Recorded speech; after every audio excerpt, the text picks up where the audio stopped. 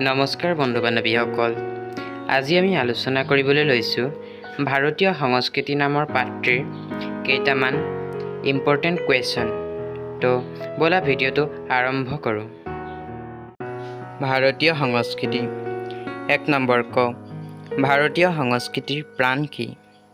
উত্তৰ: ভাৰতীয় সংস্কৃতিৰ প্ৰাণ হৈছে ক্ৰমবৰ্ধমান শক্তি। খ, ফ্ৰম ভলগা টু গংগা কাৰ ৰচনা?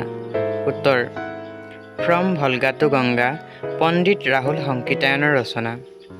গ, সৰ্বপল্লী ৰাধাকৃষ্ণনে কালীয় দমনক কি আখ্যা দিছে? উত্তৰ: সৰ্বপল্লী ৰাধাকৃষ্ণনে কালীয় দমনক ইয়াৰ্যই অনাৰ্যক সংস্কৃত কৰাৰ প্ৰতীকধৰ্মী নৃত্য বুলি আখ্যা দিছে। ঘ, কোনটো যুগক ভাৰতীয় সংস্কৃতিৰ বিস্তাৰ যুগ বুলিব পাৰি? উত্তৰ: বৌদ্ধ ধৰ্মৰ প্ৰচাৰ যুগক ভাৰতীয় সংস্কৃতিৰ বিস্তাৰ যুগ বুলিব পাৰি। ঙ, শিৱ আৰু শক্তি পূজাৰ মূল ক'ত আৱিষ্কাৰ হৈছিল? উত্তৰ: শিৱ আৰু শক্তি পূজাৰ মূল মহেঞ্জোদাৰোত আৱিষ্কাৰ হৈছিল।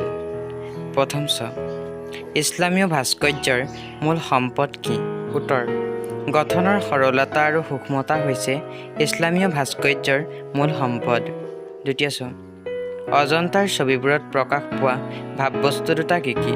উত্তৰ: অজন্তাৰ ছবিবোৰত প্ৰকাশ পোৱা ভাৱবস্তু দুটা হ'ল সন্ন্যাস জীৱন আৰু সমূহীয়া জীৱন।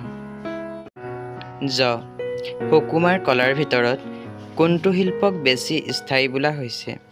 উত্তৰ: সুকুমাৰ কলাৰ ভিতৰত সম্ভৱতঃ চিত্ৰশিল্পই বেছি স্থায়ী। ঝ, ইছলামীয় ভাস্কৰ্যৰ মূল সম্পদ কি?